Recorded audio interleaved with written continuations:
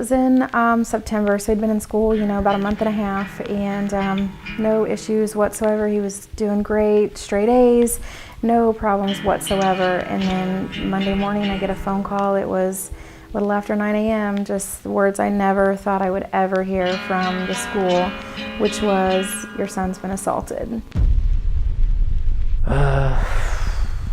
That day, yeah, I was just in my locker, and he just came up to me, shoved me, threw a punch, missed, and then just grabbed me from behind, threw me to the ground, and then hit me a bunch. I was out. The assistant principal said that he was blindsided, there was nothing he could do, and I asked to see the video, and about 10 seconds into it, I told him to shut it off and call the police. I felt that day that happened to him, I felt as I failed as a father. It makes you feel horrible as a parent that we didn't give him the tools ahead of time to be able to defend himself. And that day he lost his innocence in my eyes, because he lost that innocent little kid that can be around crowds, be around people and feel himself. It made me feel like that I'm vulnerable, and I just felt less confident in myself. You knew it wasn't easy for him. He just, and still to this day, he's not really over it. He's not coped with it completely. I think it'll stay with him the rest of his life. I just want him to feel confident. Just have that self-confidence when he stands there. He's sure about himself and his environment, and he can do whatever he wants. So the first time I saw the video of Austin's incident at school was because a student sent it to me. One of our Gracie University students had seen the video, of course was affected by it, knew that we could help in that type of situation, knew that we were passionate about the bullying epidemic sweeping the nation, sent me the video, I checked it out, and it affected me. As gut-wrenching as it was, the fact that he just got beat up and he was still alive gave me hope and inspired me to do something about it. And that's when we, reached out. Fortunately enough, several months after I posted the video, I get a phone call. "Hi, Henner, this is Nicole McDaniel, Austin's mom." And I'm like, yes. So I spoke to the mom. I told her that we were interested in bringing Austin out and sponsoring Austin to come to California to get, a week of intensive training with my brothers and I. Very confident that in 1 week we could change his life. When Austin and his family arrived at the Gracie Academy on day one, that there was something in this kid that had been taken away from him. I guess in the simplest form, Austin did not own himself. You can tell that he's missing something. Everybody's missing something until they find jiu-jitsu. And at that moment, I knew we had our work cut out for us. We had to help him discover himself again.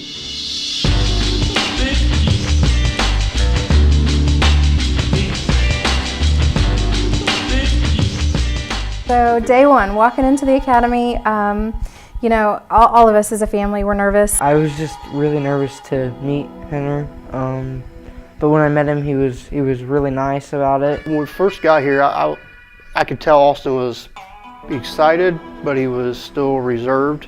And once I felt that, they were comfortable with me, I got Austin his gi, took him in, handed him a gi. He didn't know what the heck to do with it. Yeah, Henner gave me a gi, and I was wondering, what it was, because I'd never even seen one, really. And he, of course, threw it on. I showed him how to tie his belt on day one. And it was very clear that he was very nervous and very uncomfortable in the Gracie Academy. Right off the bat, I laid him down and mounted on top of him. And I asked him, "How might you push someone off from here? Any thoughts?" He told me, find a way off. And I was pushing him, and I didn't know why he wouldn't get off. I could tell there was this awkward discomfort with the fact that he remembered, it felt like. And it was very clear that he really, like most people, had no idea what to do if a situation like what happened to him were to happen again. And I kind of did that on purpose because I kind of wanted to bring the realness back, because I felt like a problem well understood is a problem half solved. And by going back to the moment and really, to a certain degree, reliving it, it allowed us to, I guess, bring back the realness of what he had to go through, and then create an equal degree of urgency for what task we have lying ahead and what we have to overcome. When Rener got off me and I mounted on him and he just pushed me off, I was like, what? How do you do that? It just shows like jiu-jitsu, you don't have to use much energy as the other person. So like if you know how to do it, you can just hold them there while they keep squirming around trying to get you off. Day one was only Austin and I training, the parents watching. I did that on purpose. I wanted them to see, you know, the beginning, so that they knew where we were starting, and they could then have the comparison to where we ended up. Day one just blew my mind, you know, just the things that Austin learned in day one. And if that's all he would have received was day one training, that in itself would have been very beneficial to him. On Tuesday class, since I had already gone Monday, I wasn't really nervous at all. After Monday, it was like Tuesday I was excited to come back because I was going to learn more stuff. It was going to help me more. Day two come in, already bros now. I know the connection is there. There's no more awkwardness. He knows what to expect. And we get right to work.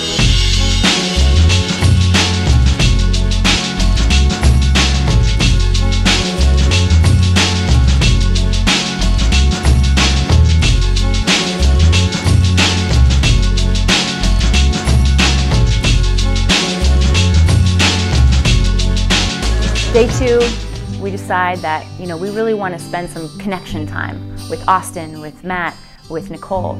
So we went to the beach. I don't know how often he's been to the beach. I don't think he's been to the beach for sure on this West Coast. Crawled up and down the rocks, they were finding crabs. Eve, Rener's fiance, was freaking out because he was holding it next to her. Did some grappling on the sand, did some standing up, some pummeling, some clinching drills.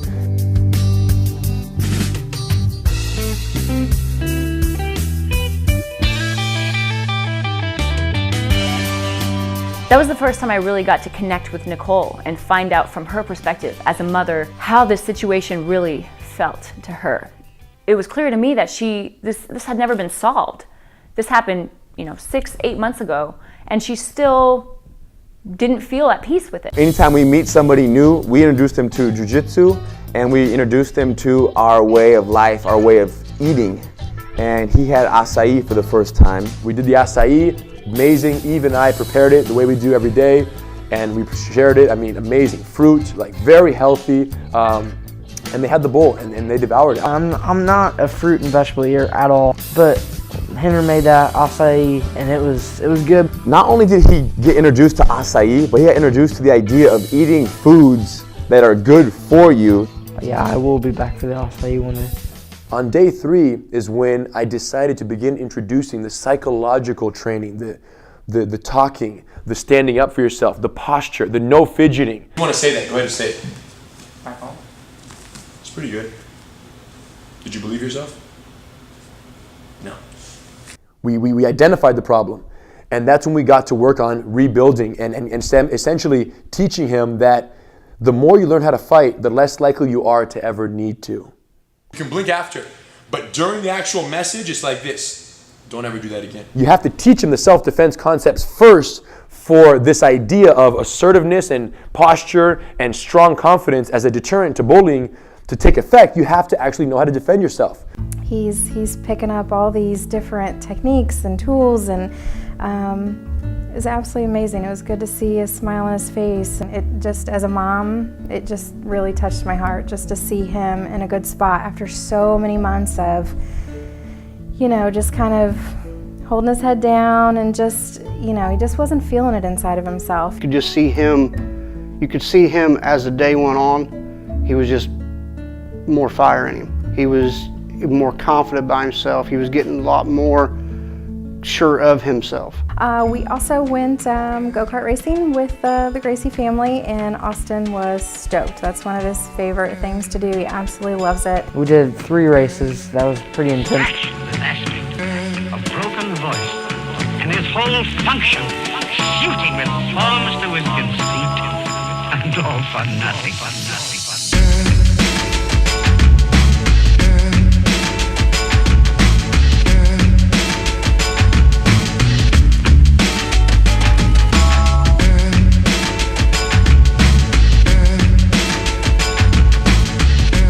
All in all, it was an incredible time. He had a blast, we had a blast. Day 4, we went to Beverly Hills Gracie Academy. And training in Beverly Hills, we intensified it even more. We're connecting, intensifying, building.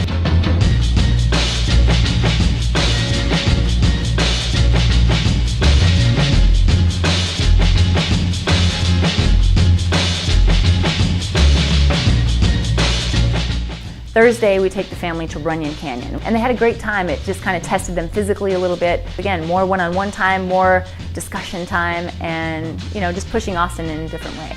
I don't think he's a big-time hiker, but I do think that when he got to the top, there was this feeling of like, okay, it's a little mini goal, it's a little mini accomplishment, and that's how you build confidence. It was a nice family atmosphere and a lot of fun. Friday, got up, back at Torrance, more training, and this is the day where we're thinking, okay, what do we have to lose? Let's turn it up, let's let him have it. And we intensified.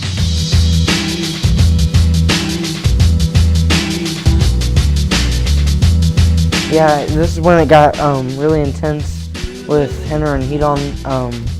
I was going head on head with each one of them so that they would make sure that I had learned all the moves and I could put them together. I just was blown away by how much Austin learned in 1 week. I couldn't believe that he was able to not only address, from the very beginning of the situation all the way to how to handle it at the end. But wow, after an entire week, the things that Austin has learned, amazing. It absolutely blows my mind. It's remarkable. This week has been the best thing for him in the world. My grandfather always told me, he said, Hedon, you have no idea what your potential is. And I'm going to tell Austin the same thing. Austin, you have no idea what your potential is. Well, and more important than the belt is congratulations on your first stripe. To see Rener and his brother hand Austin a belt and his first stripe after this week of training, it was emotional for me. I'm a proud dad. I always have been, no matter what he's ever done. But that took me back. That was pretty special for them to do. I didn't expect the stripe. That felt good to get the stripe because it felt like I'd progressed. And we felt it important to recognize that besides the fact that he deserved it, we think it was a good step in letting him know that he's making progress. It's very real. Whether he sees it or not, whether he believes it fully or not, we believe it, we see it, and we want him to take it home and continue the fire. He had 2 boxes. They gave them to me. One was the framed photo of me and the UFC fighters, and then the other one was Eve, Rener's fiance. She signed it, wrote a message, which I thank her for that. Thank you. They said they had one more gift, so I was like, wow, what could be better than all this, So we decided it would be appropriate to give them the official Gracie Garage grappling mats. So we hooked them up, and they're set. They have everything they need to keep the ball rolling. We can put down at our house. We can train regularly. Even if Austin never trains again for the rest of his life, he's going to be okay. He now understands certain things, both about fighting and about interaction. But the reality is, we only taught him all those techniques so he would never have to use them. Yeah, he's definitely a different kid. I've noticed the last few days I can walk around him. I can walk behind him. He's not scared of what's coming at him broadside, because I think in his mind, he's like, bring it. I mean, I sit here today after a week worth of him training, and he's smiling and he's energetic and he's, laughing and having a good time. I mean, I couldn't believe that was the same kid that walked in on Monday to the academy. The same kid that walked in and was, really shy and really kind of unsure about how to handle these situations. By the end of the week, it was like a fire inside him had been lit, and he's just ready. He's ready for anything. When he got here, he was the only child. Now he has 2 big brothers. He's gonna be okay. It's great to have that feeling of, okay, my kid's back. He's back.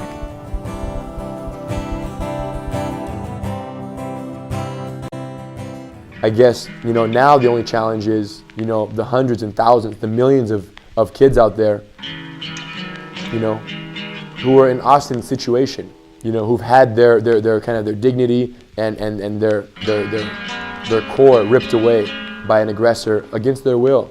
So it's not a matter of the formula, it's not a matter of the method, it's not a matter of the objective and what we need to do for these kids, these targets of this harassment.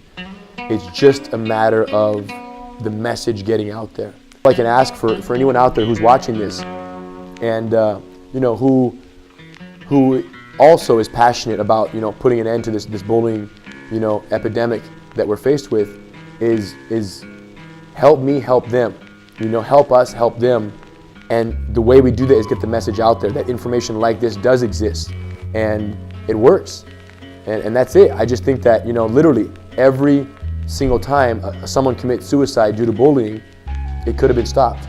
So we have a lot of work ahead of us, but we're definitely covering some solid ground. And, couldn't do it without my family, my fiance Eve, and the rest of the crew here at the Gracie Academy. We're changing lives every step of the way, and we won't stop till I drop.